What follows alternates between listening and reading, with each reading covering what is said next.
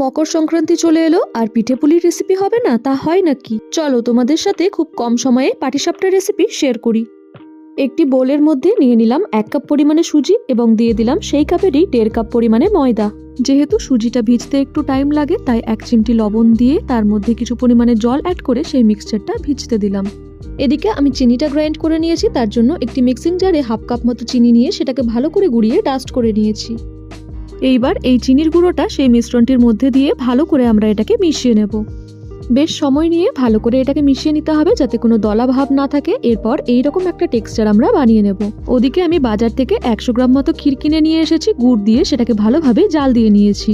হালকা ঠান্ডা হলে এরকম শেপ দিয়ে নিয়েছি যাতে করে পুর দেওয়ার সময় অসুবিধা না হয়। এইবার ননস্টিকের কড়াই বা চাটু বসিয়ে তার মধ্যে অয়েল ব্রাশ করে নেবেন। কড়াই ভালো করে গরম হয়ে এলে 1 হাতা করে সেই ব্যাটারটা আমরা ধীরে ধীরে দিয়ে দেব।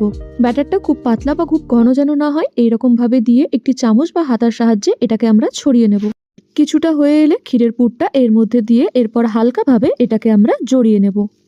পাটিসাপটার দুদিকটা একটু খুন্তি বা চামচের সাহায্যে দুদিক দিয়ে একটু আলগাভাবে এইভাবে চাপ দিয়ে দেবো, তাহলে ভেতরের পুরটা বাইরে বেরিয়ে যাওয়ার চান্স কম থাকবে।